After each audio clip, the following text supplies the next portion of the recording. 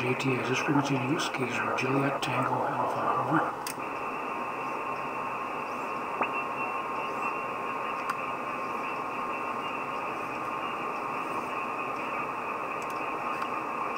Here's K0JTA, CQ. This is K0Juliet Tango Alpha, K0JTA. On 14.340, should be upper sideband, looking for the knob, yep, there it is. Internet CQ, K0Juliet Tango Alpha, K0JTA in southeastern Minnesota, where it is cold. CQ, K0JTA, southeastern Minnesota calling CQ, K0JTA, over. Whiskey Bravo 6, Juliet, Foxtrot Hotel. Good morning, Mike. WB6JFH. Gotta get that written down here, David. EID, circle around that. Okay, real good. Good afternoon. Well, I don't know if you have checked your email or not. I did send you an email here just, well, a little while ago. I don't know how often you check your email, but anyway, having to do with different thoughts as far as your internet situation. Basically, one of the big questions was, how far away do you live from this, the ham pilot friend that's got internet access via some other enterprise and this kind of stuff, and how far away do you live from this fellow? Or, I guess the second question should be, I didn't present it, but how far are you from this enterprise? You know, would you be able to, relay from the ham friend, or relay from the enterprise source, you might say? WB6JFH, by the way, good afternoon. Temperature here is locally here, the thing is showing me 4.1 degrees, the computer says 5 degrees above zero, so it's a rather chilly day, but it's a nice bright sunshiny day, so that's good. WB6JFH, K0JTA, go ahead there, David, over. K0JTA, WB6JFH. Yeah, we're cloudy and right around about 32 degrees. So we're at that point where the roads could be a little slick or not. I still have snow in the yard and a little bit of patches of snow in the driveway. We got some snow Thursday morning, and made it a fun drive to get to the place on that day. So expected to get up to about 40 degrees today, and no precip, not until next Wednesday or Thursday right now. You know how forecasts are. You get that far out from here, and it actually could be anything. So we'll just have to wait and see what happens. As far as your question here, my friend is about 2.5 miles away from me. He is there, like I said the other day, there's a hill between us, lots of trees and shrubs and buildings also between us. The other place, I really don't know. It may be about 5 miles away from us, but it's not a spot that I could get to use. He has a special agreement with them, and I don't know what that agreement is, because I haven't heard back from him yet. But there's some agreement between him and them. This guy doesn't. The company is actually a farm equipment company, and they put this up so that their people, when they're out in the field, can use the internet. You know, like Google Earth, things like that, to see where they are in the field and all that kind of stuff. So it's not a private company that will give, back up. Rob is the only one that's using this. And they've got a special agreement, like I said. So the concerns are the trees, the hill, and what kind of signal we would get between us. So, and that we have to, I don't know how we can test that. Because I don't have anything that works at 2.5 gigahertz. And, I do have a wireless router, but wireless router only works about 100 feet away from it. Yes, and that's it. So does that answer your question? K0JTA, WB6JFH, go ahead. Yeah, it sure did. WB6JFH, this is K0JTA And we'll be starting the software defined radio net here in about 5 minutes, a little bit more, 5.5. And right, 5.5 or maybe 10 minutes, yeah. You know how that goes, David. Yeah, so, but the intended start time is 5.5 minutes away, or 5 or so. Yep, yeah, I see I got a lot of gotchas there and this kind of stuff. Yeah, I guess the biggest thing would be possibly relaying directly or linking someone directly to the pilot friend that's wonky. Like I said, I think you said it was 2.5 miles away, and you got a hill and you got trees. Yeah, my goodness, that's, yeah, otherwise 2.5 miles, that would be doable, but boy, if you can't see the other side, that's not so good. I know that, well, even a number of years ago, there was a guy that was a co-worker there at Northwest Airlines where I used to work, and anyway, he had set up a link using just the common, you know, link Cisco or Linksys WRT54G router access points, and he had that set up at both ends, and I think he said it was 20-some miles, and worked well. But in that case, now he was, I think he pretty much had line of sight. So, I mean, that was quite something. So, it's possible. And of course, with that WRT54G, if you install software, it's WRT, yeah, DD-WRT. If you install that software, then you can adjust the transmit power, among a whole bunch of things, but I think the default power is something like 50 or so milliwatts, 50 or 70 milliwatts with a standard access point transmitter power level. And you can bring it up to, gee, was it now 250 milliwatts, or was it even higher? But you could adjust a lot of different parameters like that, so that would be of some advantage. And in his case, he did use these directional antennas. They're, well, you've probably seen them for certain types of antenna, but they would be like a parabolic reflector antenna, except it's made out of, oh, I don't know, bars, not a mesh, but bars, effectively, and parabolic shape and all this kind of stuff, and they're quite directional. I don't even know what the bandwidth, beamwidth is, but they're darn directional, so, you know, critical adjustment there. The only other thing I was thinking about here is that, I think I did include it in my email to you, was a Wi-Fi repeater. And of course those now have higher power levels also. But with a Wi-Fi repeater, then you'd be able to, you know, relay the stuff, and you might need a series of these repeaters. But, you know, it all depends if you can find sites or accommodating people that would allow you to put these repeaters in place. Let's say you've got 2.5 miles to go. Well, even if it took, let's say, 4 of these things, you know, to make the circuit, get them all set up, and, you know, get them set up and this kind of stuff, that would be a workable kind of a thing. I don't know. The alternative, of course, you know, you go ahead and you pay the big bucks, and like in your case now, you have internet service through your hotspot. And I know that when we do that, when we go camping, it works really well, but the problem is it's really expensive.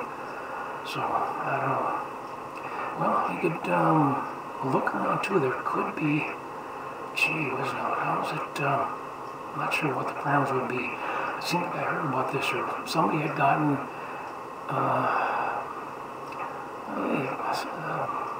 low income or hardship or lack of internet service, some kind of excuse like that. I think, like in your case, you don't have any internet service except for the cell service based one, and of course that works, but the thing is it's really expensive.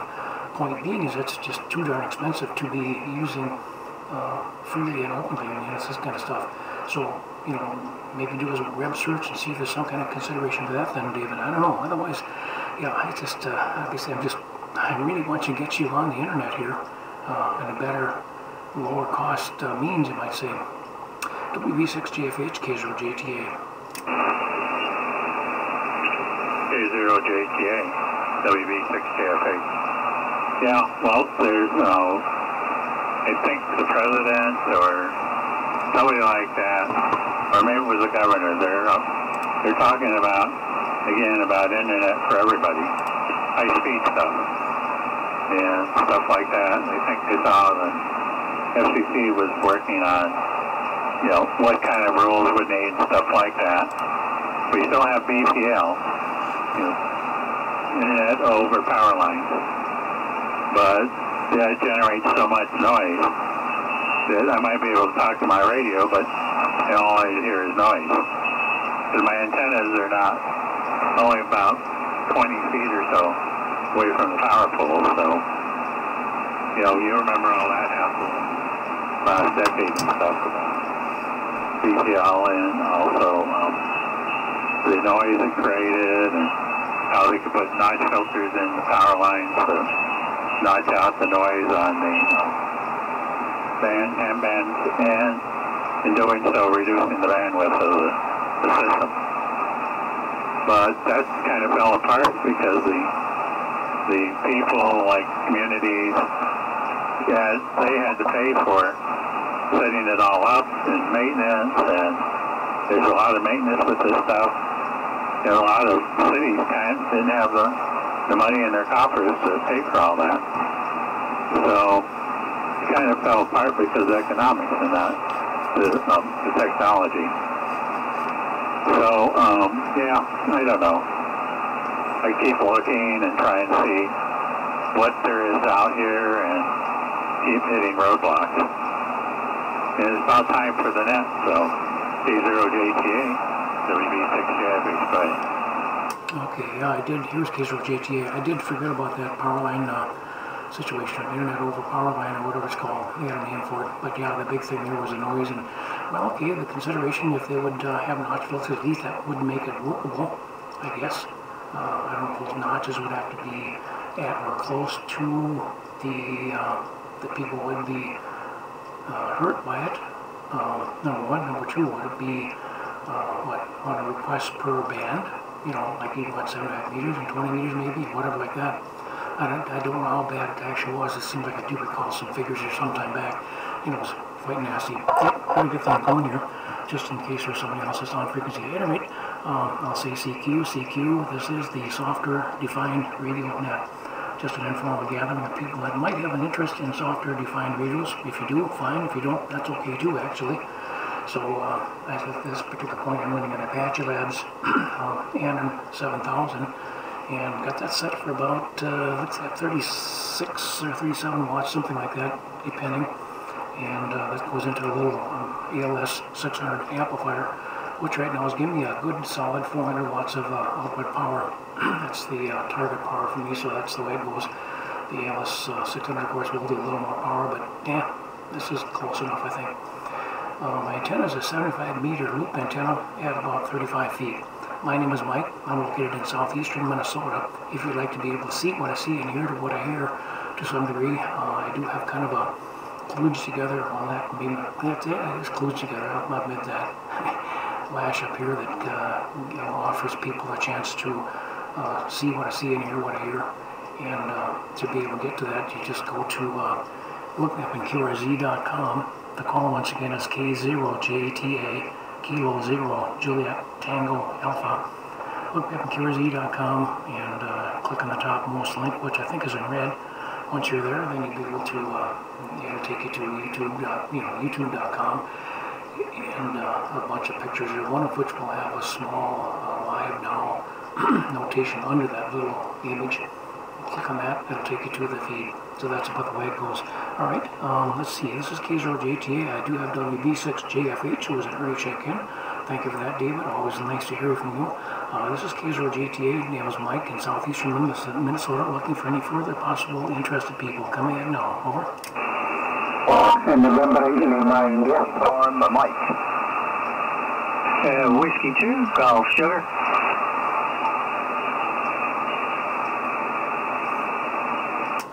Okay, I got 3 there. Salim, S-A-L-I-M, is your name. November 8 something. I got KS6UM, W2GS. Good afternoon, gentlemen. November 8, I think your name is Salim. Give me your full call and I'll write that down properly. Good afternoon, nice to hear you on. Over. Yeah, K0JTA, November 8, Lima, India. Good afternoon, Mike, and meeting up some time. Hope you are doing fine, and you're coming in quite well at Kingston, Rhode Island. Report is with QSB. I'm running the usual 900D and around approximately around 100 watts. So K0JTA, November 8 Lima, India, go ahead. Okay, real good. Yeah, you're coming in here nice too. I actually didn't look at the S meter, but here's a sample of your audio. Here it comes.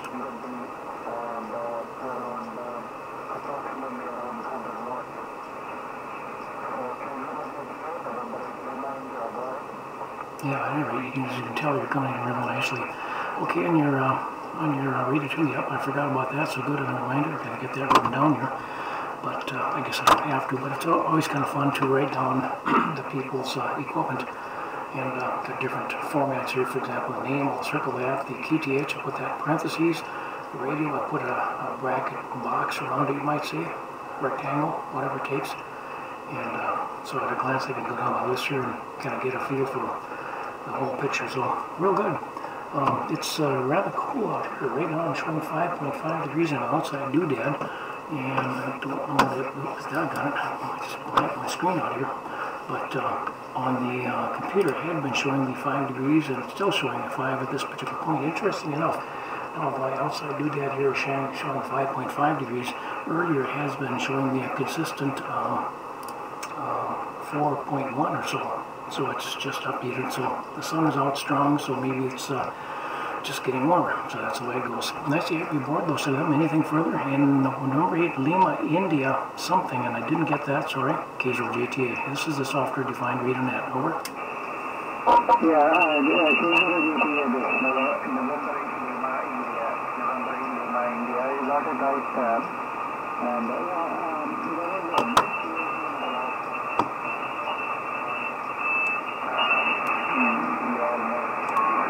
but then again, I told that it has been like rain and snow and all that, but outside temperature right now is 2 degrees Celsius, and it's still rain outside, and there is a bit of snow and slush and all that. And so that's about it. I'll listen and let you continue with the next listen for. And about my setup with 900D, and right now using 3-element 500,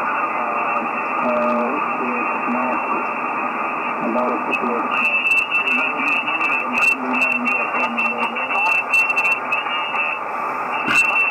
Okay, you're getting to be quite weak for me, I'm sorry to say, so that's the way it goes. Yeah.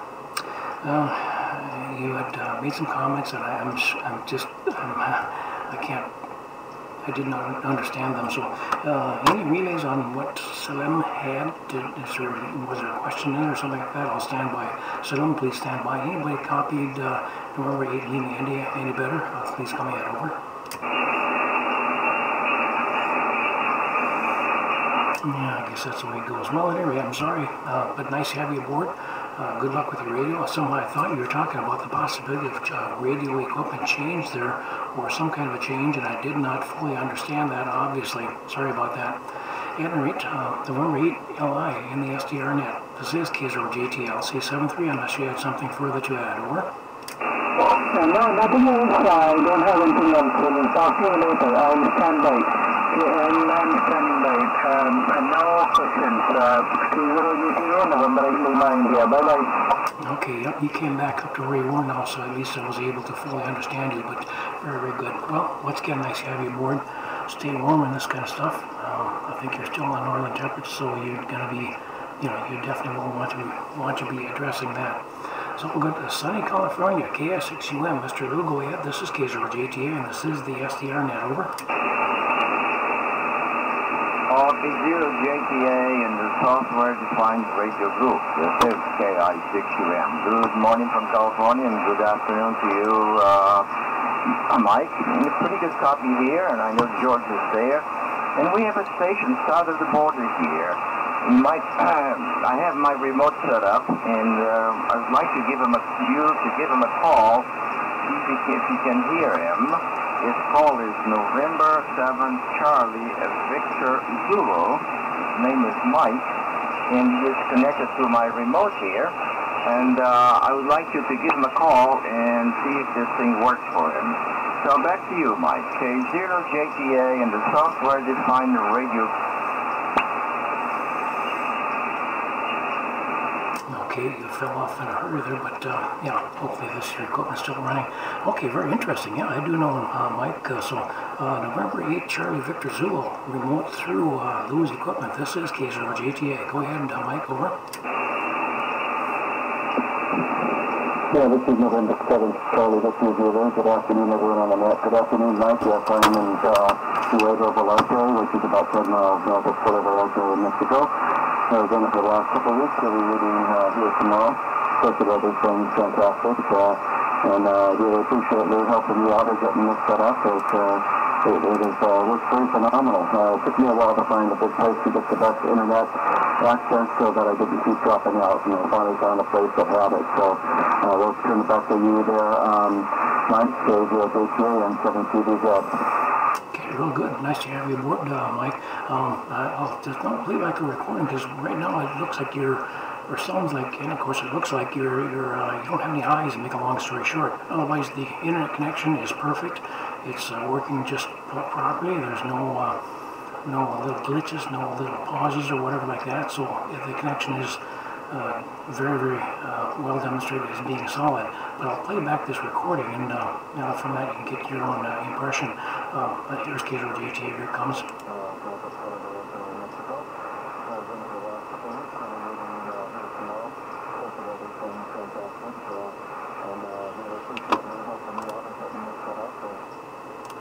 Okay, so from that you can get the picture there, but you have some highs, but they're really, really down a lot. So now I don't know if that's a connection that can be modified on your end, or what. I'm going to pass it back to Lou. What piece of software are you running there to have the remote? That just, aside from the audio, it's really, it sounds good.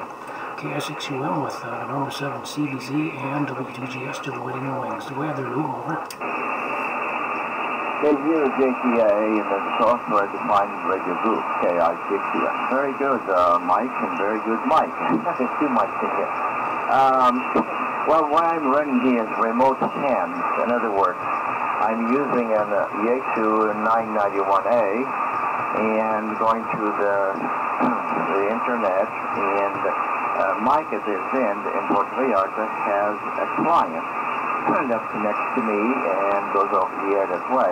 But I think he's using his cell phone, so the audio may not be as just quite right, but it's very readable here, so I'm sure you're okay there too. That's the situation here. Very good. I'm glad we could hook up and test this.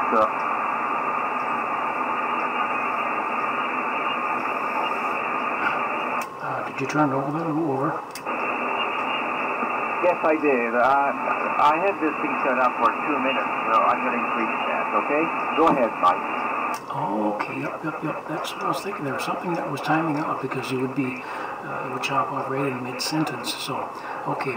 And on the Yaesu, it does take some deliberate investigation to get the audio kind of straightened out. It seemed like the Yaesu, at least with the 1-0 locally and 75 meters, they, out of the box, they do tend to be kind of on the bassy side. And so you have to get in there and, I don't know, they had a real interesting term for this stuff. I can't think of it. The only term that comes to mind was pilot, but they had some kind of a different settings for their transmitted and received bandwidth effectively. Yeah, I can't tell you what that was, but interesting. Well, at any rate, that's my point is that maybe there's something to do then with the radio itself. So okay, now, but you're running remote hams. Okay, very good. By the way, I'm still having issues here with my remote hams. The issue being the port forwarding. I've gone through just a lot of different things, and I'm trying a third Wi-Fi slash router, and this was beginning to go through the process of doing a cold reset, you might see on the thing, or a full reset, and this kind of stuff. And my first attempt did not function. I think my due to that I made out of a paperclip, which is too hard to hold, and so it was not actually accomplishing a reset. That, or I wasn't pushing it hard enough, or the switch might be a little crusty, and I guess I could appreciate that because it's a pretty old piece of equipment. But even with the ISP here now, they have set me up before. I had a dynamic IP address for my wide area network, the WAN.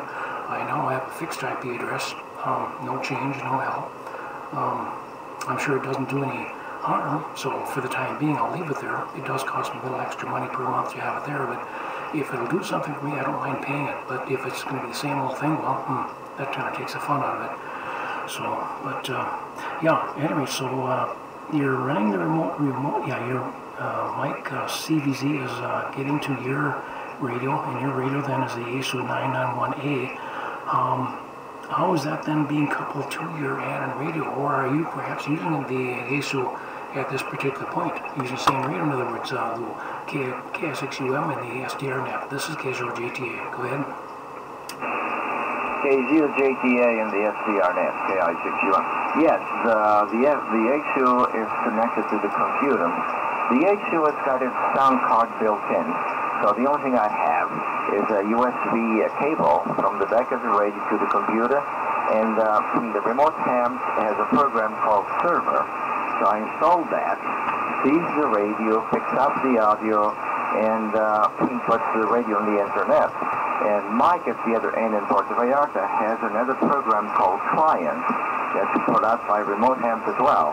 So he connects to me via the internet and goes over the air that way. And here I am on the little laptop on the desk here, but I'm also remote. In other words,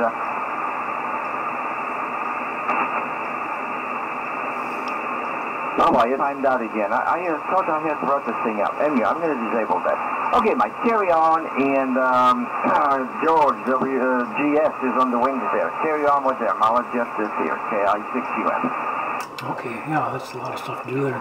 I've been working with that same kind of stuff. As a matter of fact, if you, with your remote hams, if you look up K0JTA, you should be able to see it. I think it's still on down there, but the problem is you can't get to it because the ports ain't there. Well, they're there, but they're not being properly handled or forwarded and this kind of stuff.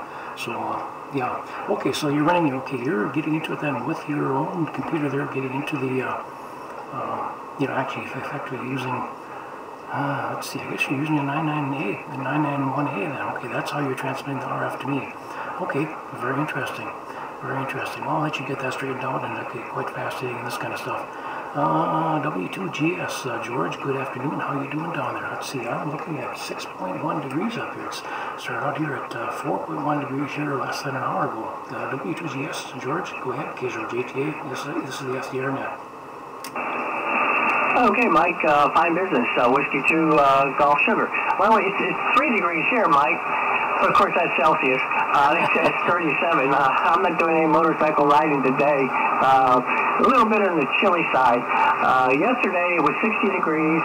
We had rain, thunder showers, and there were some tornado watches, which is kind of like all for TV, so they could sell commercial space or something.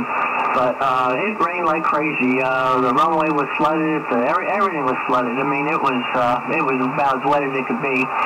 And today is a bright, sunny day, but I walked up to get the mail because I wasn't going up there yesterday, and it was cold. It was definitely cold. I'm used to running outside with just the fleece on, and I quickly headed back in and got a heavier coat there, Mike. Everybody's sounding good here. Lou, you're strong. You're about S7 to S8. And I heard David earlier, he was around S6, and Mike, you're around S8 there. So the band's not very in pretty good condition, but there's nobody else on. Playing around earlier, I couldn't find very much activity. And usually about this time, if you look at the propagation chart, this is when 20 meters goes out around here.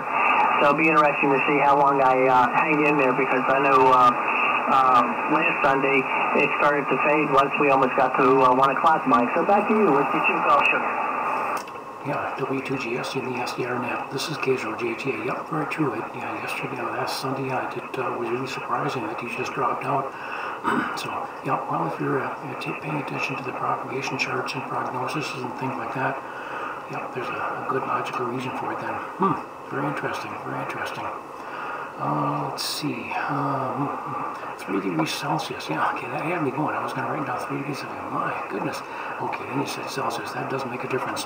Okay, and yesterday being 60 degrees, so okay, what is 3 degrees Celsius? In other words, what do you have right now as far as Fahrenheit temperature, George, over? Okay, Mike, well, 37 degrees here, which is unusual for us, even for this time of year.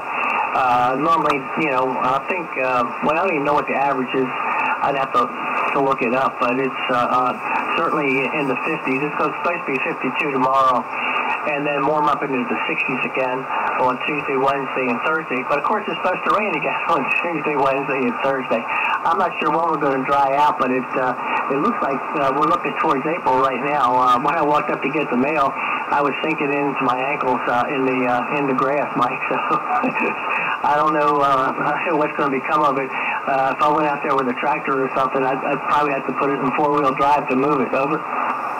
Yeah, that or get the thing stuck 4-wheel drive or not. Boy, oh boy, oh boy. Now your runway, that's grass, I'm assuming, right? Over. Yeah, that's grass, and it drains pretty good. Even this time of year, it's pretty hard, but the problem is there's ditches on both sides, and they'll fill up with water. So sometimes it's tricky to get, you know, from a hangar out to the runway if it's, you know, just rain. But the runway stays good all year round pretty much. Even though it was underwater yesterday, I'm sure it would be usable today, Mike. Over. Wow, that's quite a picture you're painting as far as the thing being underwater yesterday. Yeah. Well, at any rate, yeah, just don't try to move stuff, and even with your what do you call it? Can't think of it. You know, you talk about driving out there with, you know, some attempt at driving, you might say. That would be pretty darn tough. I saw my YouTube thing had frozen, so I did a reloaded the page, restart, well, not restart, what do I just reload and things like that. By the way, I did go through, I've been goofing on here as far as that OBS program that I was able to offer the video and audio to YouTube, and I discovered that there was a, what is it called, a setup wizard, something like that. Went through that, and so I chose some setting which I don't know if I can identify at this particular point, not important, but the thing is that the video is now very, very good by comparison to how I had set it up manually. Of course, manually being just, you know, in other words, I don't know what I'm doing, but I'll try that, and then try that, and try that. And of course, that doesn't work with the hood. So the wizard was smart enough, as the name suggests, and did a nice job. So that's the way it goes. Alrighty, well, good. And, well, gee, it was 37 degrees. My goodness, that is cold. That is cold. I know that one time I was in Memphis, Tennessee, and I had to be outside for a while out there. And, gee, I think I was just as uncomfortable as I've ever been. And, of course, I'm used to being up here in Minnesota. Of course, I would be more adequately dressed, but I wasn't doing too bad. Back then, I had my Navy pea coat on, and, you know, gee, it was fairly well dressed, make a long story short, but it was just the humidity and maybe the slight wind or whatever it was, but it was really uncomfortable. Oh well, what are you going to do? Okay, real good. And how is your stuff coming out? Your radio is now sounding good, of course. Are you still finding things, or how is the Power Surge saga? How is that coming along? Has it finally come to an end, perhaps, or what? W2GS and the SDRnet. This is K0JTA. Go ahead. Okay, K0JTA with the 2 Golf Sugar. Mike, I just went on, well, I didn't really go on the internet. I'm on the wrong thing. I probably shouldn't have done it this way. I was going to tell you I couldn't get to your website there, but I did it the wrong way. I went to a program that looks up call signs for me, and the link wouldn't work in that particular program, so I'll try that as soon as I get a chance here to look at the video there. I think everything is up and running. I still found 1 or 2 software programs that I had to reload, which had really, you know, not really a physical casualty. It was just trying to figure out how to put them back in again. And you know, what's kind of annoying, like, you know, you just mentioned that the wizard thing. When I set up my old digital audio workspace. I was using the software that I got with my Focusrite USB interface. I'm actually using a Behringer right now, and I could download the software. And this was like about 2 years ago. And I like the little VST plugins from Focusrite. And now I can't download the software because they want to sell it to me for $250. But as you well know, because I think you got either a Behringer or Focusrite USB adapter. There are plenty of VST plugins out there. I just been too lazy to go out there and find a few and set that up all again. But I've got everything set up now in Power SDR. And it seems like everything's working good. I did run into a strange problem. I think a couple of weeks ago, I told you that I kept having problems with Pure Signal. And one day it would work, one day it wouldn't work, one day it would work. And I went through it all last week. And I have one of those Xtronics or Zytronics, depending on how you want to pronounce the X, RF samplers. And I had a cable run from that to the back of the Anon. And I used a BNC to SMA adapter that plugs right into the back of the radio, obviously. And it turned out that little adapter was part of the problem. It wouldn't really always make a good connection. Right now I'm running with the internal feedback and getting, green lights and flashing feedback and all the other stuff. And in the meantime, I've ordered a cable instead of using those little adapters. I found out with some of the smaller adapters, like if you use a 1/4" to 1/8" phone jack adapter, the smaller ones don't seem to work, and of course the SMA male connector is very, very small, and that appears to be the problem. But what was strange is it worked really fine up until I had the problem with the power surge mic. Over. Gotta be something related then. That's really quite strange. Yeah, okay, the Pure Signal, by the way, I did resolve that issue by going to version, I think it was 4.3 as far as my firmware, and as we discussed last week, I think it was, my firmware 4.4, what it was one that, it came with the radio, so, that's the way it worked.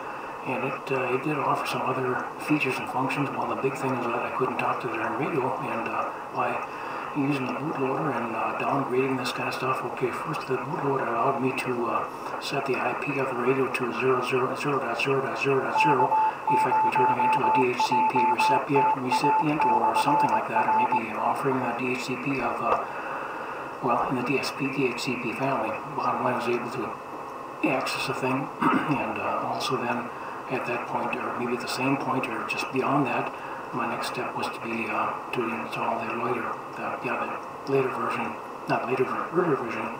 older version of the firmware for the radio. And so I know my feedback works just like it always had been working. So 4.3 just was not totally happy. I'm not sure what other features or functions it offered, but yep, well, all right. No, I'm not running any Behringer stuff here, and I know that I used to have one here a long time ago. That was back when I had those soft rock radios. Had a couple of those, and I don't know, that back then there was an issue as far as simply getting either getting the audio to or getting enough audio to the radio device, and so that was a reason for that as far as being another attempt, because I think that particular device was USB based, which made it a lot simpler to make a long story short. So no, I'm just using a little microphone plugged directly into the front of the Apache Labs Anon 7000 here, and it works just honky-dory as far as I'm concerned, or good enough for me. So yeah, all right. W2GS K0JTA. Go ahead. Over. Okay, Mike. Yeah, well, fine business and all that. I'm having a heck of a time trying to figure out where. Let's see here. Where the heck I can log on to your website here. I just went to K0JTA and pulled you up there, and I'm going to try it there. Yeah, it'll work there. Everywhere I went, it didn't seem to want to work. And oh yeah, okay, I see everything now. Yeah, that is much better, Mike. That looks it looks good down here. It's sharp, Mike. Congratulations. Over. Well, congratulations to allowing the program to do what it was gnashing its teeth at me for. Yeah, oh well, that's the way you do it. It's I don't know, just one of those things, I guess, as far as, I don't know, how can you put it, but yeah, it's nice to have that available so that the thing would actually work, and that was certainly a big help for me as for darn sure. So it was nice to have it operate. So yeah, anyway, yeah, so you go back here, back to full screen and this kind of stuff, and got a little better looking image there. But yeah, the screen resolution was certainly is certainly a lot better now. So I did take pictures of the parameters that are set up. I haven't gone through a side-by-side and this kind of stuff, but it certainly is a heck of a lot better. Before it was just really fuzzy, like, well, for example, now even the frequency at the top of the 14.340 in yellow, that was hard for me to read. The 20-meter SSB, that was just, I could not read that. And of course everything else was just a big blob. So, I knew what it was because, of course, I had the computer I could see here. So just look a little bit to the left and I see the computer that's running the radio here. So, but yeah, it's just, yeah, but there you got that taken care of. I still got the issue though with remote hams. Boy, I've been fighting that, God darn it. Bottom line there is that I'm trying to set up a server, and there's ports you have to forward. I've got to give them another call. I know they're going to do that on Monday. I don't even know if they're even open. If they are, that Sunday would be perhaps not the best day. But I need to get another call. But they said that no, their stuff does not limit any ports yet. I have, on the same network, I have my Echolink server there. Now the ports are being forwarded. The Echolink does work. If I go to the Echolink port check routine / program, it passes. But if I go to remote hams server, the port check routine fails. One time though, after they had done their business, so they had put in, assigned me to a fixed IP address. At that point, it did function, and I figured, oh man, okay. So the extra money I'm going to have to spend for the fixed IP address, okay, that's money well spent as far as I'm concerned, because I was just getting really sick and tired of dealing with it. So I don't care what the end result was or the cause and effect, but if what they did made my stuff work, that's good, and I was just going to accept it. Well, then the next time I tried it, it failed again, and it has failed ever since. So it's just something really simple, but on my ISP here, it's just, what could be my stuff here, which is why I had gone to a whole different computer and a different router. I took an old WRT54G here, did a reset on it, and hooked up a laptop to it, and got the my internet feed hooked directly to the WAN port of this router that's been reset. And then the computer was hooked via Ethernet cable to the router's port number 4, I think it was, and still dead in the water. So, now I'm going after another router because I'm suspecting there might be something wrong with this router here, that my second one. So I'm going to go after a third one here, but I have to do a reset on it just to make sure that everything is predictable, you might say, as possible. But anyway, that's about it. That's my remote ham saga. Something that should be really simple. It's causing me problems. Doggone Windows, I tell you. It's just Windows and me doesn't get along well. And most of the time it comes down to good old-fashioned operator error, of course. But in this case, I think I've done the right moves. But also I got two other people that are still in this stuff, and they agree. But of course, they're not here sitting at this stuff, and the fact that my router is not plugged in, for example, that might make a difference. There's something simple like that. It is plugged in, of course, but there's something that I'm missing. W2GS in the SDRnet. This is K0JTA. Go ahead there, George. Over. Okay, I think somebody was trying to break in, Mike, right there at the very end. Whiskey 2 Golf Sugar, go ahead. Whiskey 2 Golf Sugar, AK7RM. Look, on you for the radio sector is probably one of the strongest things I can get right now. Over. Okay, I missed part of your call sign there. You got Whiskey 2 Golf Sugar in the SDR net with Mike K0JTA, and I'm going to turn it back up over to him to see if he can pick you up. And I thought your call sign one more time, Whiskey 2 Golf Sugar.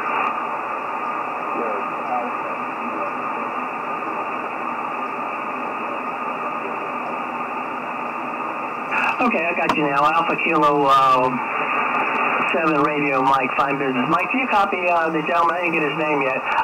By the way, AK7, my name is George. I'm down in Mississippi. Back up to you, Mike. Okay, real good. AK7 RM, this is K0JTA here. You are quite weak. You're very weak, matter of fact, I'll put it that way, but it is copyable, so you are getting out. I don't know what your power level is, your location, and of course your antenna situation. So AK7RM, I'm in South, oops, gee, my radio doodad is split here for some reason. I'm not putting out my normal power. I don't know what's going on. You got the same power here, Mike. Let's see. I pulled up AK7 is Robert in Mesa, Arizona. Robert, while Mike's fooling around with that, I'm going to turn it back over to you. I'm running a non-radio, and this net is centered around SDR radio just for your information.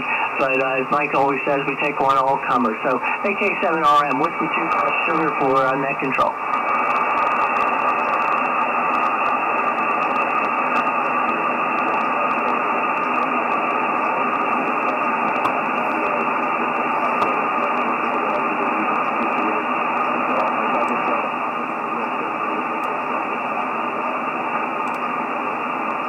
Okay, yeah, fine business, Robert, and you're S7 here, and my antenna is pointed off to the northwest, so that's doing pretty good right now, and you're certainly getting out, Robert. Over.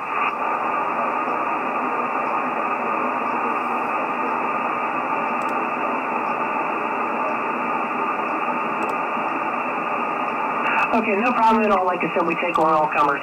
Yeah, the bands are pretty bad. I've been playing around to part of the morning, and there's not much DX, and there's just not much traffic anywhere. So best 73s to you, and if you want another signal check or something like that, feel free to break in. Mike, K0JTA, back to you. Okay, real good. Yeah, I'm glad you were able to pick them up. He was relatively okay before, but yeah, the helicopter was not. I don't know what's going on here. I looked at my power meter is hooked up to the power between the what do you call it, the amplifier and the antenna tuner, and it was showing like about 100 watts, and I don't know. I didn't recycle the operate/standby switch on the amplifier, yet it was keyed, so there's no fault lights on there, which in the case of there being an error on my part, that would have showed up. I don't know. I am showing about 1.7, 1.8 SWR, which of course is not bad, but it's a little bit higher than normal, so maybe it did actually have kind of a situation, I don't know, but okay, well, I forgot what we're talking about now, but greetings to Robert in Mesa, Arizona, very, very interesting. Pass it to you, George. You can handle however you'd like. W2GS and the SDR net. This is K0JTA. Go ahead, George. Over. Okay, Mike. I'm watching your screen here, and by the way, your power level has not dropped here at all. You're still S8 to S9, and a very, very, very good signal. I noticed if I'm looking at your display up there, your mic indicator for when you transmit stays persistent. I still haven't tracked down the problem where mine always goes back to forward power unless I click it on once I'm talking. In other words, like right now, if I'm in forward power, which I don't want to be, I'd like to have ALC on. But if I drop the push to talk and let it come back, and it'll stay in ALC until I hit push to talk again.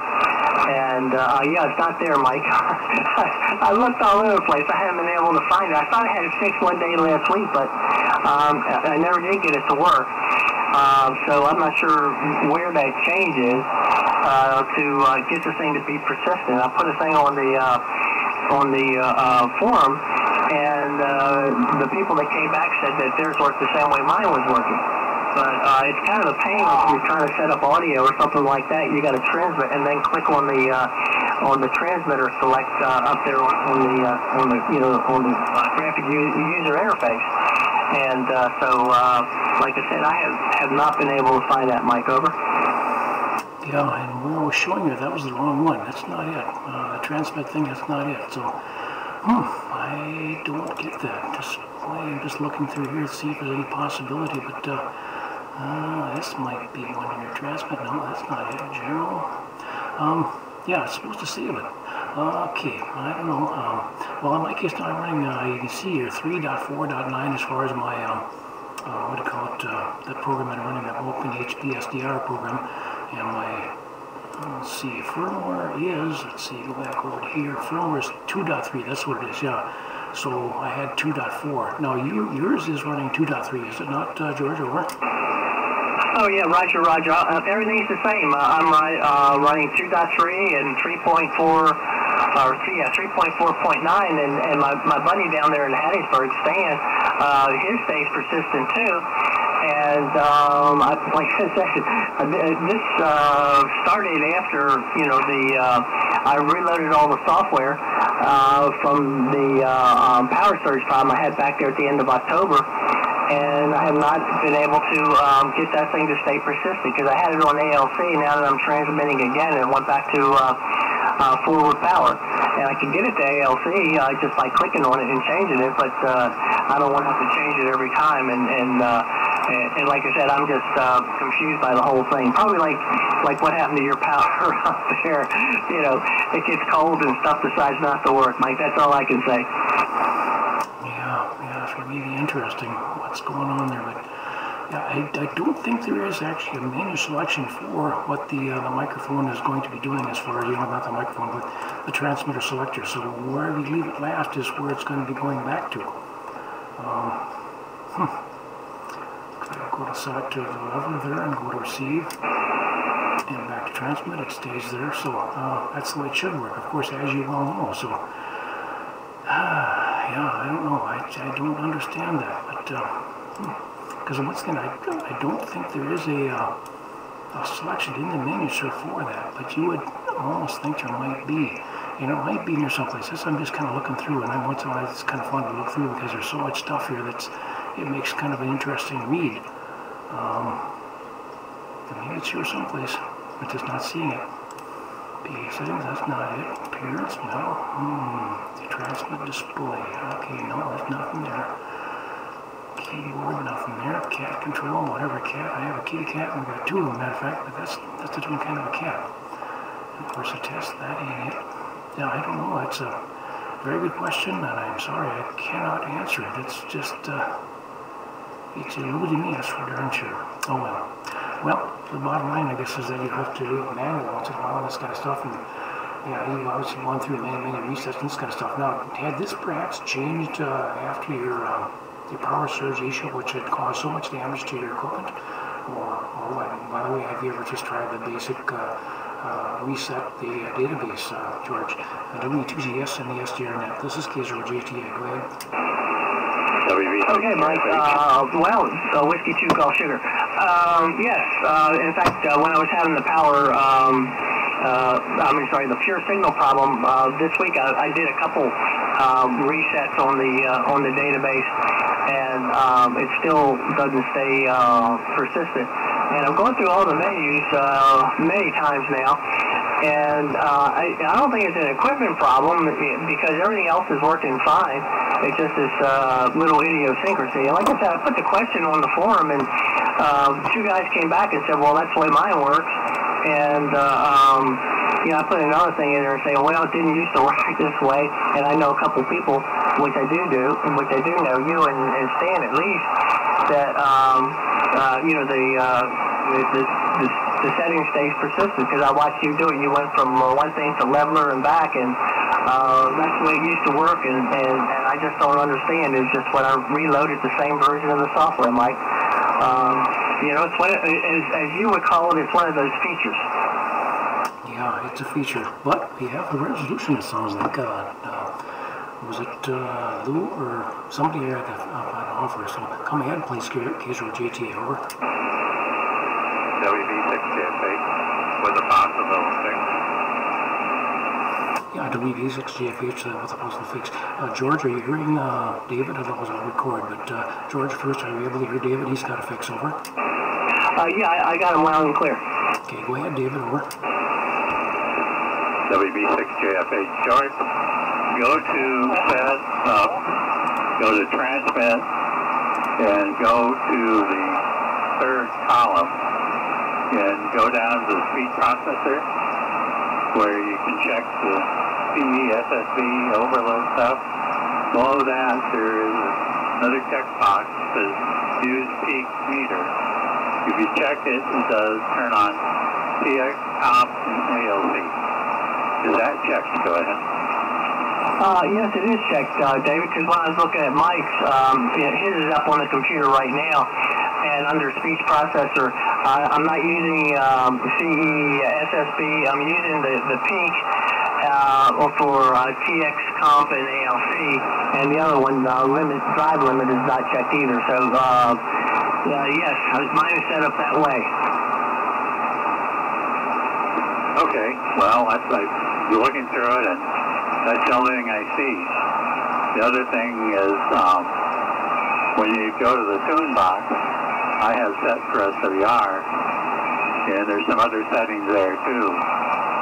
But mine works differently. Right now, my ASC is on, and I'm peaking right around 0, so I'm not quite sure what's happening between the radios. W2GS, WB6JFH, go ahead. What's this tune box you're mentioning, over? Oh, I tried changing I changed the meter box to ALC, and I put SWR in the TX meter, and it stayed on fixed power, forward power, and I've got used drive power checked, and I unchecked it, and I want to see what happens with that. It's like I said, it's strange, and I've been through a number of resets doing stuff while I was getting everything working again, and I'm just confused over the whole thing. Let me drop it one time here. No, I just did that when I had my TX meter set. Well, that's for tune on SWR, and that didn't help the situation either. So I'm at a loss, and apparently nobody else wanted to answer that question on the forum when I posed it. Okay, maybe this is a Warren type question, Dr. Pratt, stuff like that, because I've never had that problem with the 10 and the 7000. When I transmit and I have the meter set to ALC, it's been working fine. So, yeah, okay. Now I'm at a loss of what's going on too. So, sorry, couldn't help you, George. Go ahead.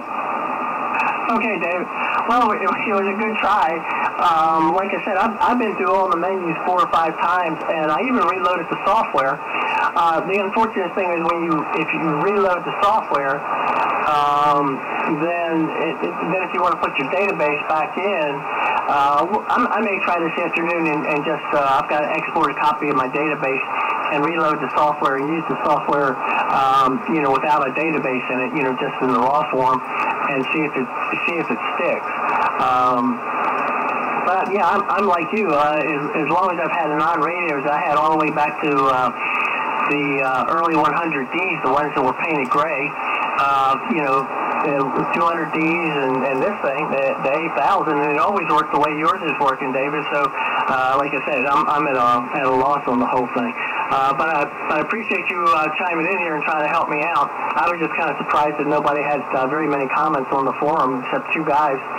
And then I posted again, and nobody even came back to that post. David, over. Okay. Yeah. The only other thing I could think of is that since I went through the progression of the software from 3.6, and maybe there was something lingering in the database that hadn't changed because I went through that progression. I assume you did that also. But that's the only thought I can come up with, so I think this is a Warren type question. Go ahead. Okay, well, that's an interesting point because there was, you know, the registry carries crap that we can't ever get to or get out without possibly mangling the whole computer. And in my case, I actually, because I had that surge, and this is a whole new computer, you know, motherboard, everything in it except the case and the power supply, because it all got blown to smithereens. This initial star installation was 3.4.9. So there's another thing to try. I may try that. You know, it's cold and nasty down here, except it's beautiful sunshine. So I'm not going anywhere, and so I may try with some of those back versions just to see what happens. And if that does happen, I'll progress up, and then finally load my existing database and go back to where I was. That's a good way to try it, David. I'm going to give that a shot this afternoon. Thank you. Okay, George. Remember, you can't go back too far, because some of the other software didn't have the 7,000 selected, and I don't know what happened if you like use 3.3.6 is where I started. So I don't know how far back you can go, but you probably go back a little bit. Probably at least back as far as the 8,000, stuff like that. So yeah, I forget about the registry. And there has been comments where people told you if you want to get rid of everything, you got to go to TARP, SDR, flex files, which are in the system, and just delete that whole line, and that will delete those files, and that should get you back to zero. I don't remember all the paths to get to it, but there was some comments on that. Oh, I guess a couple years ago or so on the user group and stuff. I think that came from Warren. I remember right. And because, you know, he knows it all. He's, as far as the software is concerned, he's the guy. But anyway, so, yeah, try it, see what happens. And, you know, it might be, like I said, there's some kind of setup in the registry that we can't get at, or at least I don't know if we can. It set something way back when that has stayed with me ever since. So, yeah, that's a good thought, George. K0JTA, no. I don't know, I'm getting all confused. Anyway, W2GS, WB6JFH in the group. Go ahead. Okay, David, Whiskey 2 Golf Sugar. Well, yeah, you can go into you go into you know, user app data roaming, and that's where a lot of that stuff is. In fact, that's where your XML file is for your setup, and you can get rid of that. But I don't think that gets into that.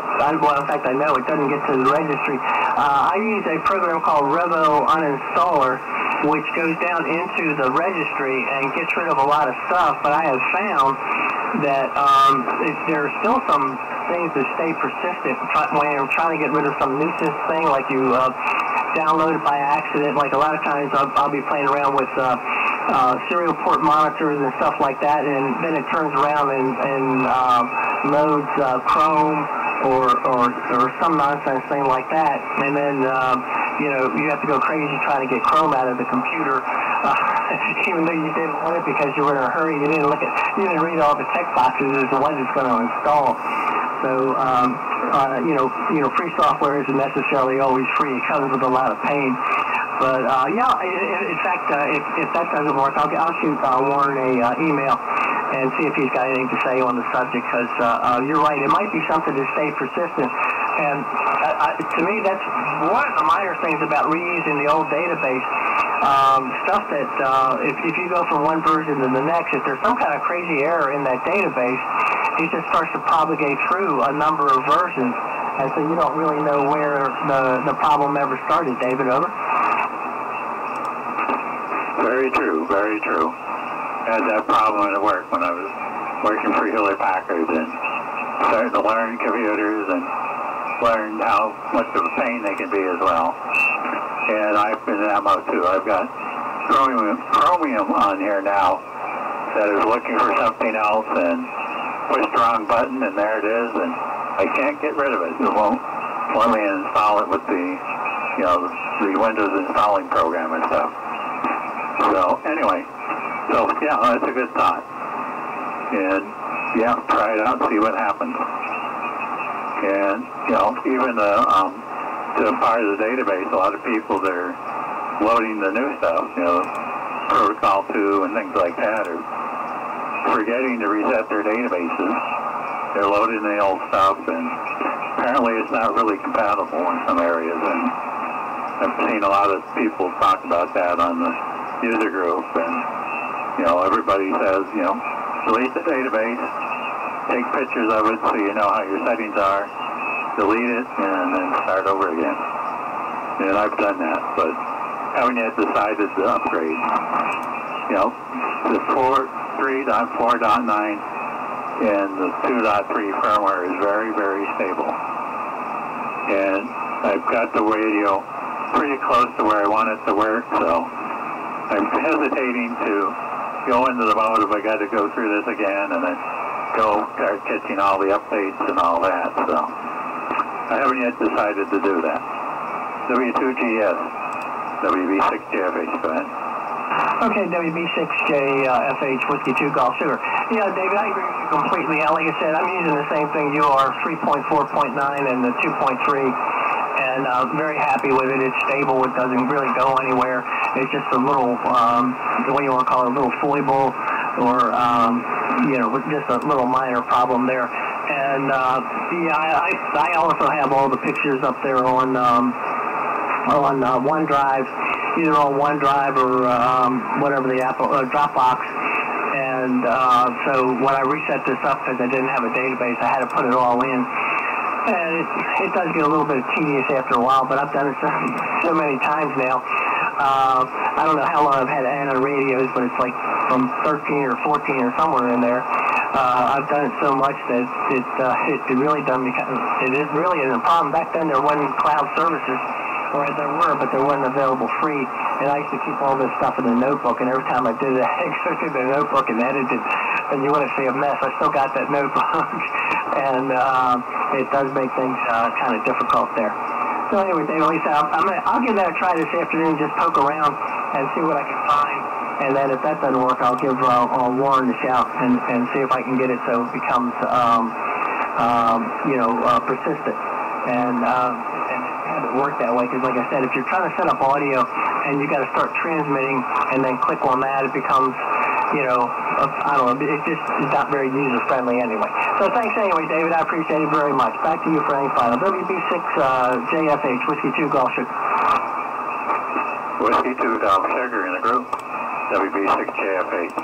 Yeah, if you talk to Warren and he has a solution, either you or he should put it out on the user group, because I've seen a lot of people who have issues like that. I've heard about one other person where the ALC meter didn't come up in the transmit mode.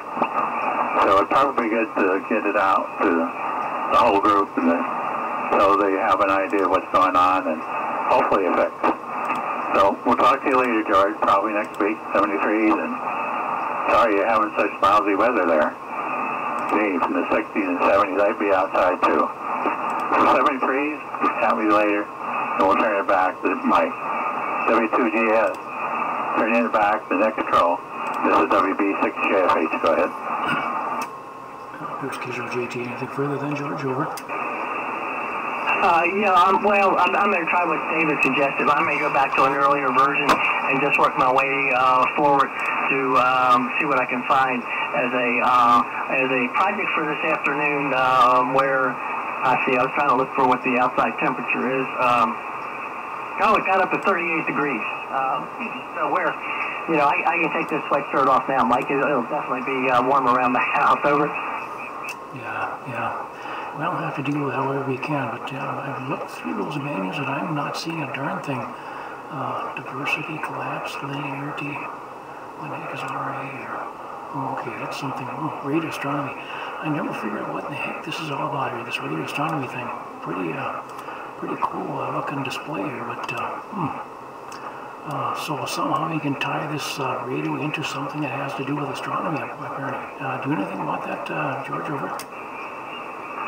Yes, Mike. I believe that actually Warren Pratt was into radio astronomy, and he was using this to monitor, some type of frequencies for, checking noise from planets or stars or whatever. There was a guy on the SDR net, Simon's thing, the SDR console net, and he was using the SDR console thing to monitor the radio signals from the planet Jupiter. So, like I said, that got in there because it was part of, I think it was him, as part of his hobby or his an interest of his, over. Okay, yep, I think I do recall something about that too, so, yeah, all I can say is, wow, with a capital W, wow, my goodness. Pretty darn cool, just assembling this menu, but having the smarts enough to assemble what the menu represents and make it workable, my goodness. Yeah, these guys are just sharp with a capital S, like I like to say. That's as good as I can go. At any rate, yeah, well, good enough, and yeah, enjoy the weather as much as you can and this kind of stuff. And in your case, I was going to say stay warm, but yeah, stay warm and stay dry, because yeah, that's a consideration for you then.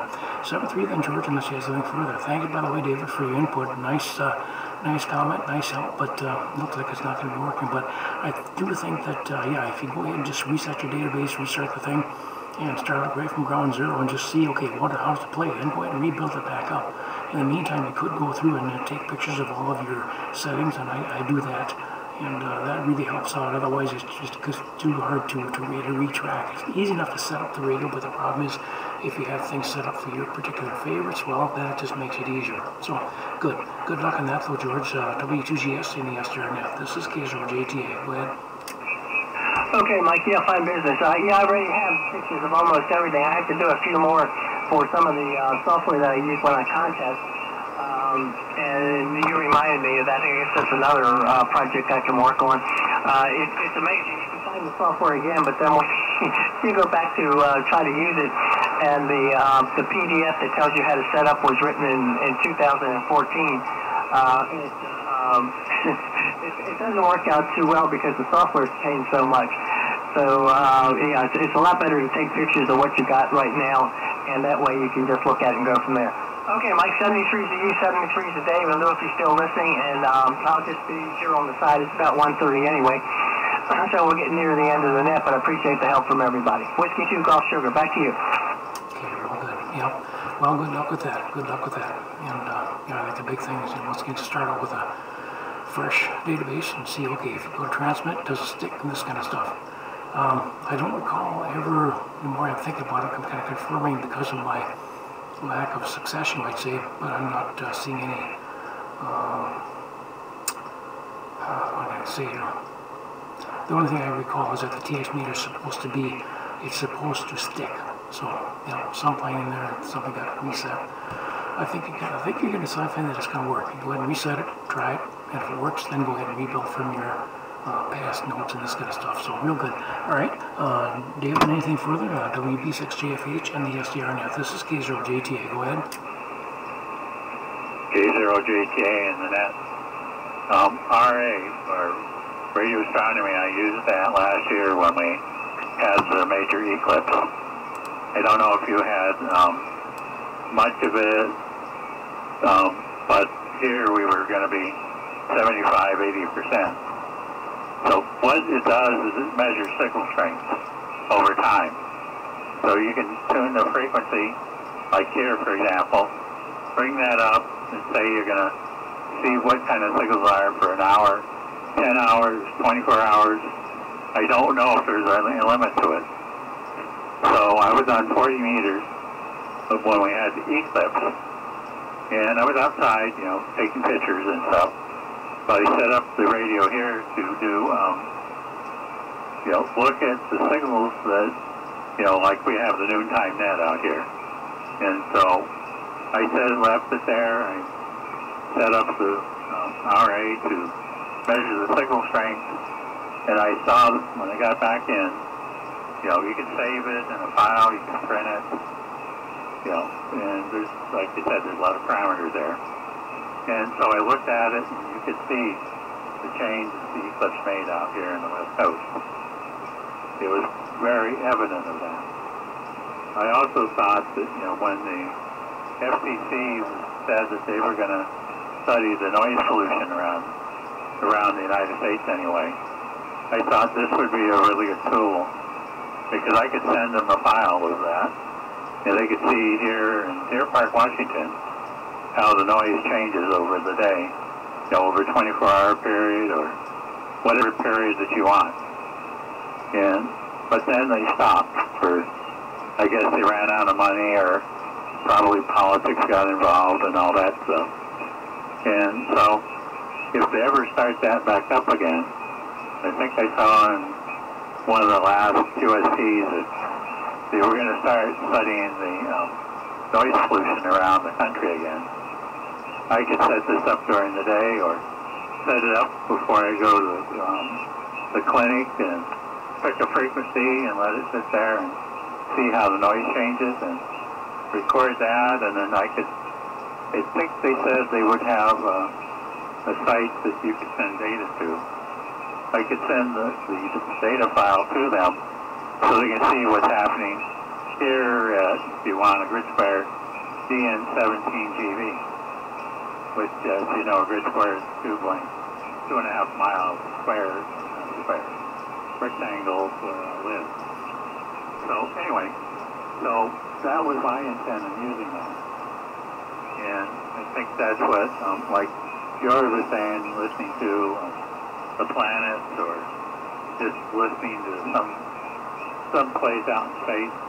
You had a directional antenna that was pointing up and stuff like that. So, yeah, they did know that Warren was an ex-radio astronomer. I worked with a guy at HC. He was a radio astronomer.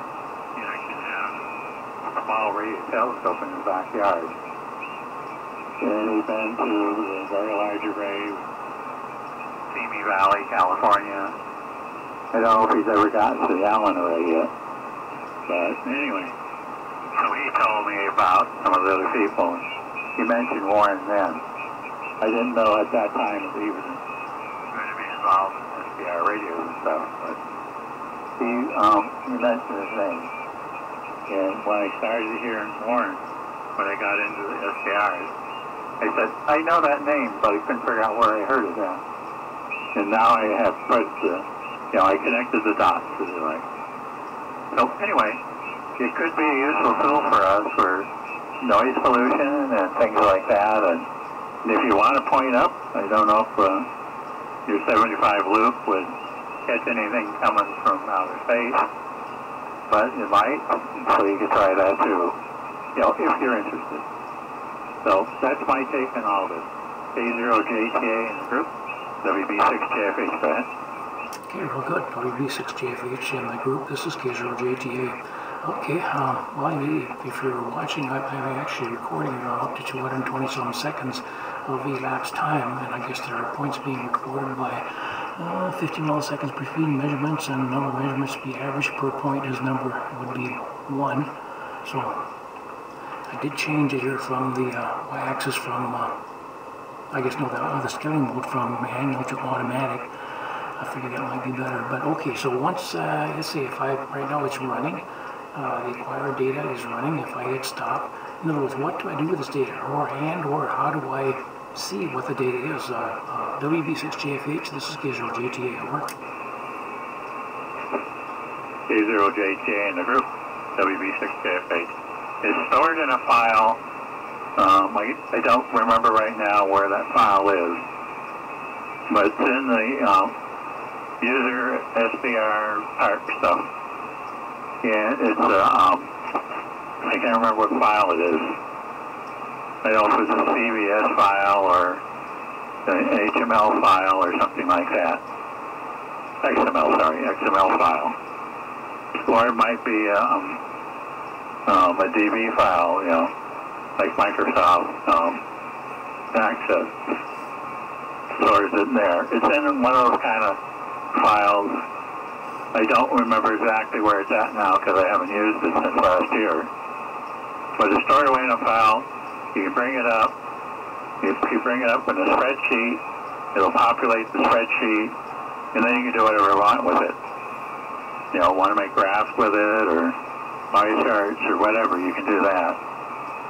And so, it's, I don't know if it's useful for every ham, but it could be.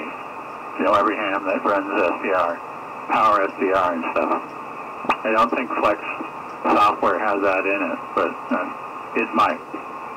But anyway, so it's kind of a tool that we have that we could use if needed, like you're using it now to see how my signal is bouncing around. So it could be useful, but I don't know, you know, how many people would, you know, consider even using it. I'm betting that probably a lot of people don't even know what it is, or, you know, play with it and that kind of stuff.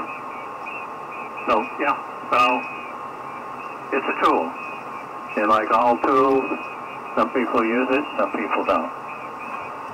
Back to you. K0JTA, WB6JFH. Go ahead. Okay, WB6JFH and the SDR net. This is K0JTA. Yeah, well, it is fascinating, and yeah, I've never actually operated it. This is the first time I've actually operated it, and it is still running. I could hit the stop button, but I'm going to leave that there. And I just noticed here, the elapsed time is 410 seconds about. Okay, if I go to the bottom scale here, 400 seconds, that's just a really small amount as far as the scale here. Number one, how do I, well, okay, the big thing, all right, if I stop it, well, I've seen the data, but if the data I'm going to be seeing here would be just a little tiny sliver over here in the left-hand corner, I guess. Or what do I do, David? Over.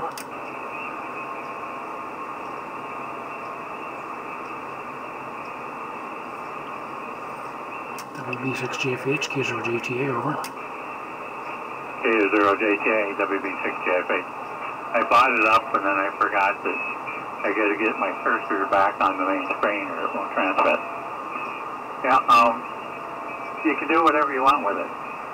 You know, like set it up for when you're away from the radio, set it up so that it measures the noise, you know, tune off frequency when somewhere. Of course, that's kind of hard to do occasionally, but tune it there and just let it run for, you know, as long as you're away from the radio doing other stuff.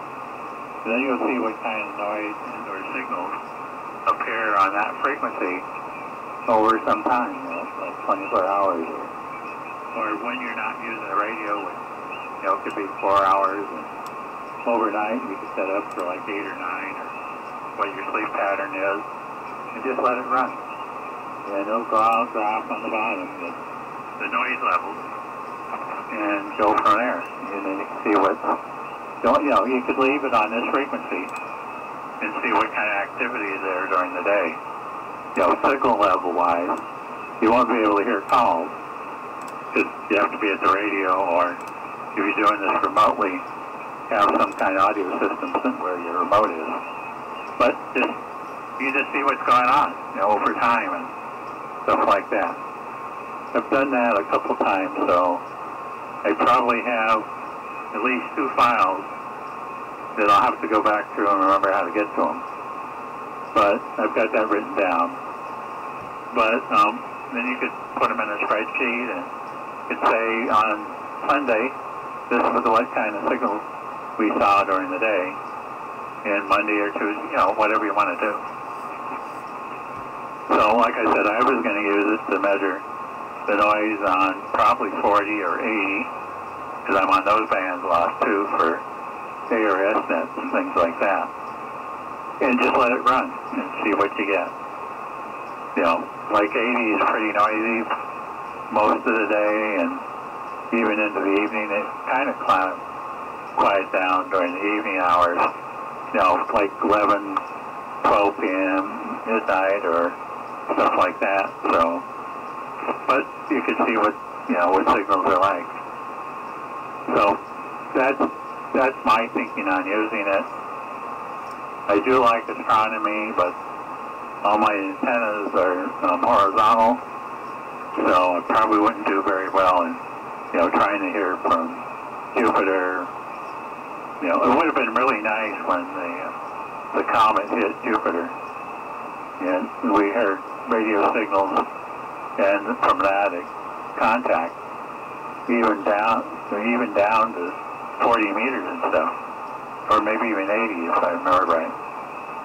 And so this would have been great to see how the signals changed when that comet hit, So anyway, it's a tool that, like it says, and you can experiment any way you want. K0JTA in the group, WB6JF button.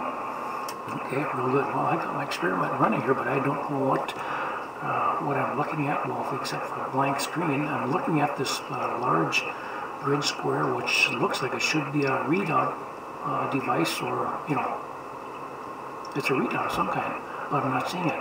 I did notice before now my RX1 signal was set at about a -110 or something like that. That's probably my noise floor. Then I selected the power SDR window, and from that point now that had changed, my RX1 signal had changed to what was matching up with my received signal strength in dB. So something I could read. Okay, bottom line, okay, I got it recording. How do I see this stuff? Should it be dynamic? Should I see it right off the bat on my screen here, on this radio astronomy data collection utility screen or applet? Or do I have to stop it to be able to view it? How do I view it, in other words? Over. Okay, you set it up. You, let's see, I'm looking at the screen now. You have several selections you make, like DVM or linear on the right side. And I remember you have to give it a measurement range in dB. You have to select the receiver you're going to use. Mine is defaulted to both, but I don't have RH2 on at the moment. And we found out about how many data points you want, the measurement on the top, which mine is set to 50. And what will happen is that the very bottom of the screen, which goes down to 150, you'll start to see a line drawing there. And that'll be your measurement. And then up at the top you've got the time, start time, how long you want it to run, and what kind of measurements you'll start seeing. The RX1 in DVM signals, that'll start showing signals on it. And so you get that all set up the way you want, and then down at the very bottom, here it is, it says read files, read database file. This is on the left column, write database files. You can write the database file. And then you can go back to it and say read database file, and your database comes back up. Then you can convert it into whatever file you want. Like CVS or DVM, or database, the Microsoft stuff. So if you start it, it's going to take time, because where's that parameter? It's down here. Is it? Yeah. Collected stuff. That and the time you have set, your maximum seconds, and your transmit degrees will tell you how far you have for it to start measuring. Like I'm going up to 90,000 as the default. So it's going to take seconds before you even get a blip on here. Maybe almost a minute, if I remember right. So you get everything all set up, and then on the bottom of the screen, about the 140 dB mark, you'll start to see the graph show up. And you'll start to see the readings of RX1 up in the middle box. So I'm too long, I'm not going to see anything for probably 50 or a minute or maybe even longer. I should, bring this down to like 1,000 or something like that. Then I'll start seeing results right away. Does that make any sense, Mike? Go ahead. But collectively, yes it did, but collectively, no, because I'm not following all these things. For example, you're not watching this yet, but I think I have the same kind of a thing. Go in the upper left, I have the milliseconds, seconds between measurements is 50. Right on that, the number of measurements to average per point is set at 1. The display right now is set for RX1. The number of average points, and this kind of stuff right below that, that's just a number that's going, and it's showing a maximum of 2 million. Everything else is defined there. The elapsed time is showing in the top area of the screen. Right now it's 960 some seconds. My RX signal, RX1 signal in dBm is showing pretty close to 0 dB for the most part, because of course I'm in transit mode. The y-axis, I have that set for dBm. I think it had defaulted to linear, but I have it set to dBm. I do not have a dB scale on my display in the center of the screen. The thing really commands the whole thing. Scaling mode is set for automatic. I think once again that was the default. As far as the rest of the stuff here, they got the manual scaling. Well, yeah, I have no. I guess okay, if I would select manual, then I'd be able to put some stuff in there. But those are blanked out and grayed out because I can't do anything. X-axis is at the default. X-max is 1,000 seconds. X-min is in degrees, is 0 degrees. But the thing is, I'm seeing nothing on my display. My point is that should I not be able to see something on my display? WB6JFH and the SDR route. This is K0JTA, over. K0JTA, WB6JFH. Okay, yeah, it's going to take time. This is very slow propagation. So, I think you're going to have to wait for several minutes before you actually see anything. And the only difference between you and me is I have it on linear instead of DVM. So it's going to take a while for you to, I've had this running while you were talking, and I still don't have any display yet. Or the graph isn't propagating yet, so it just takes time. And I know you have to play around with this bottom number. You probably have a scale on the bottom of the window. And I've set to 90,000. So that's, I don't remember what that is, but that's days, basically. So it's just going to take time for it to start collecting the data and stuff. And so the last time I did this, I changed the bottom scale to 10,000. That still took a lot of time for it to draw the graph. So I went down to 500, and now it starts coming real time. But the default value is 90,000, and that's going to take a long time for you to even see anything. The RX1 box, it's going to take a long time to start filling that out too. So I think most of us right now have this set to something very long, like a week. And so it's going to take a lot of time to draw anything.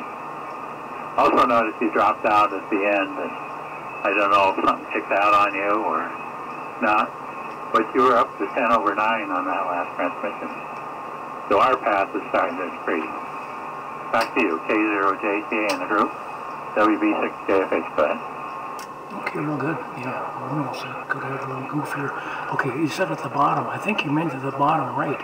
There I'm looking at the x-axis. I finally figured out what you're talking about. Otherwise, I was not following it.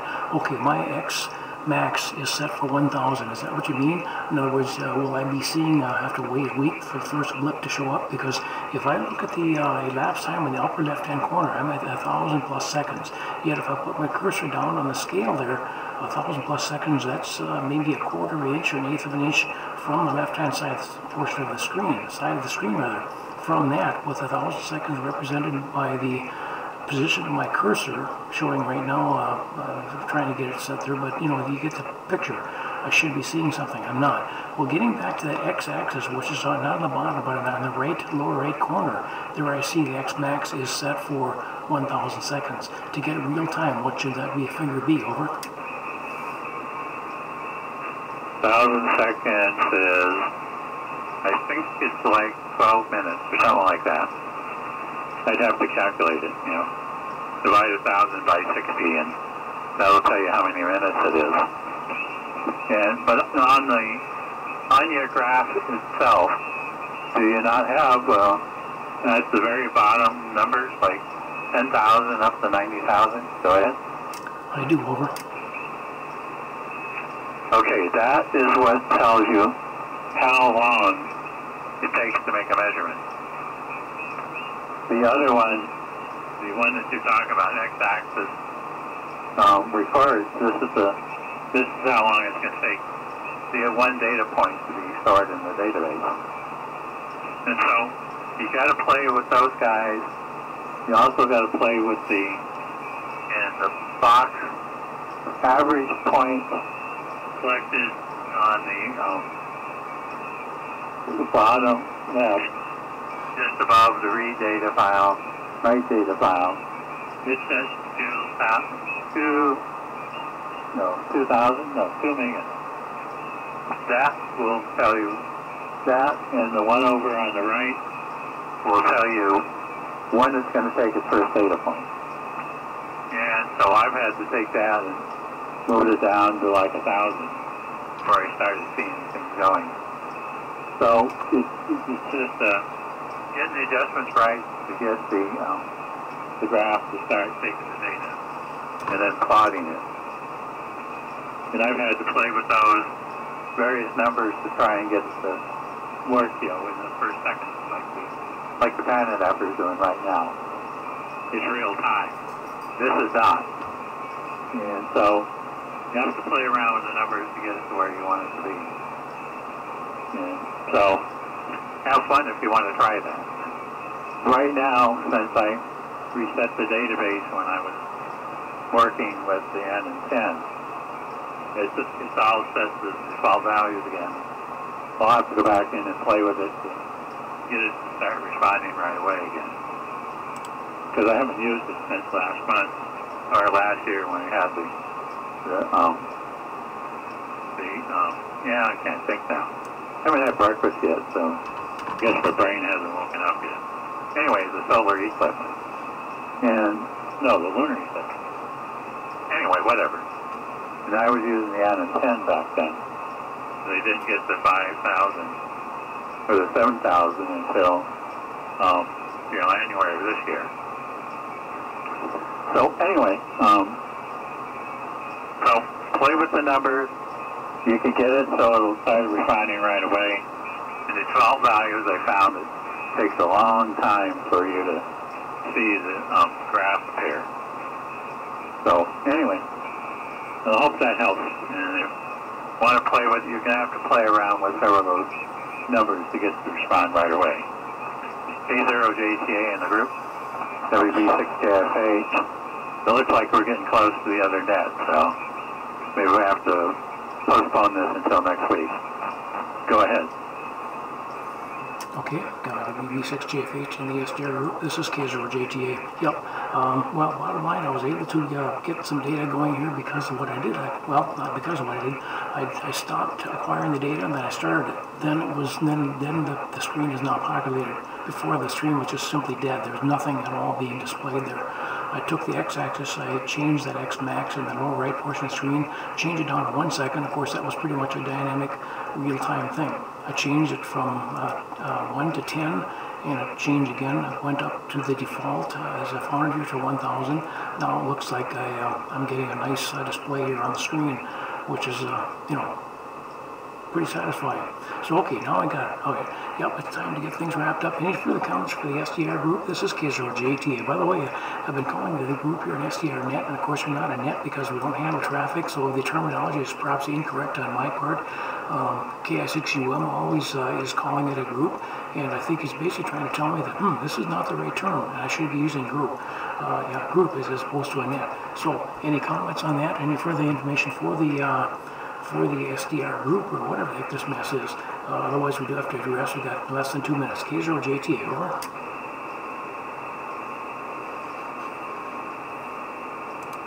Nothing at all heard. All right. Well, David, thanks very much. At least you got me off the ground here with this thing here. It was a struggle getting there, but okay. Any further comments for the SDR net? This is the SDR group. What the heck this is? K0JTA is standing by, over. Mike, you have to realize when you start this and you transmit, it pauses it. So I was getting numbers on the top, and when I started transmitting, it stopped the surge stuff for the weekly net. And I think they got a message down here that says I did that in blue. So that could be part of your problem too, is you just got to let this run without transmitting. Now as far as net and group, yeah, that's why I've been calling it a group and not a net, because we don't handle traffic and stuff.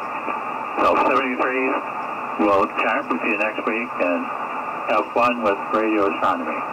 K0JTA in the group, WB6JFH. Okay, real good. Yeah, in my case, when I was recording the stuff here and displaying it, it was still active in transmit mode. 73, K0JTA is clearing this frequency. Back over to the next group that gets it. K0JTA is clear. Thank you. Bye-bye.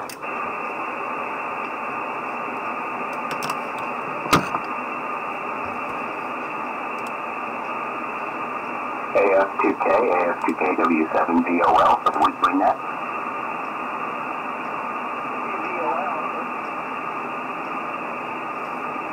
WVOL, this is WB6YZ.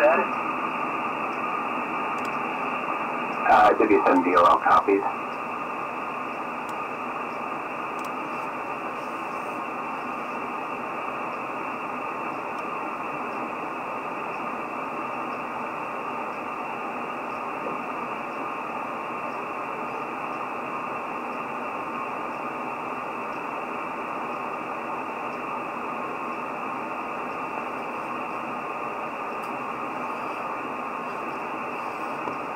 Say W7VOL.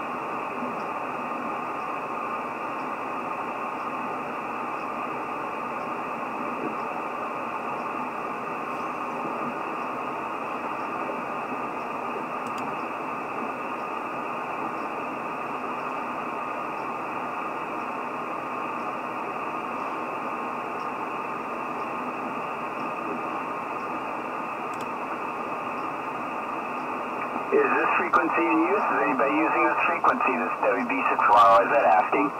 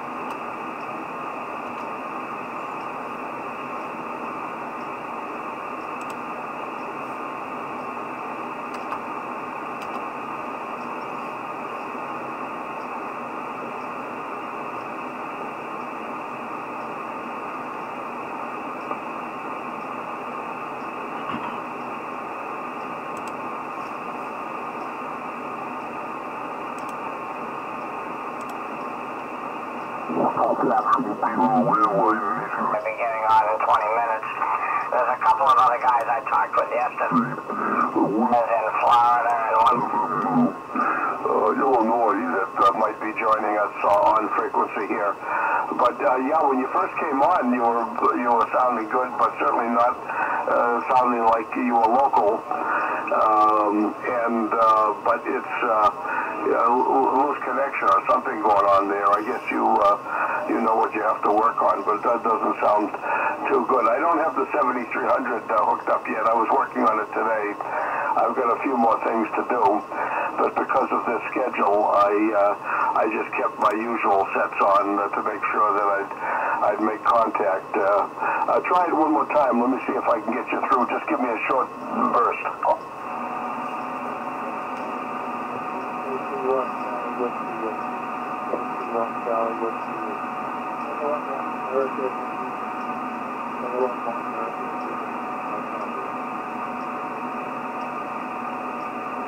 Yeah, I hear you. Hold on just a minute. Yeah, you know, do it one more time. Go again one more time.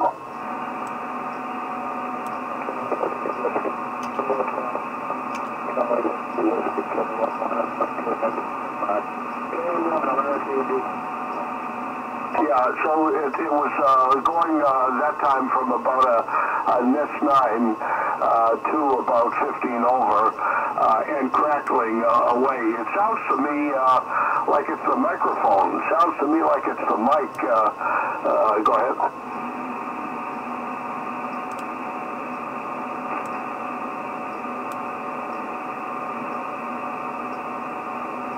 Yeah, well, at first at that time, it was negligible. You went way, way down to nothing.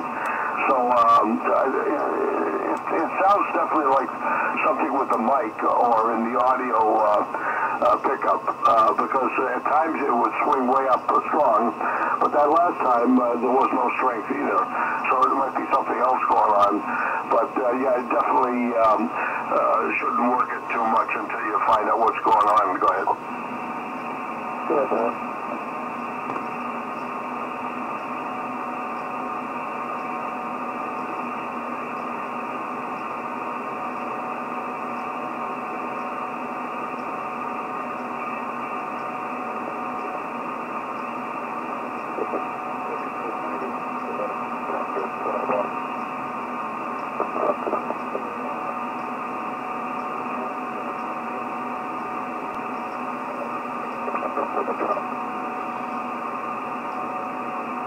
Yeah, you know, it's like it's breaking up badly in that you're when it's all pumping good, you're over 9, of course, because you're close, and it sounded like it's supposed to, and then it crackles and your signal goes way down into the dumps.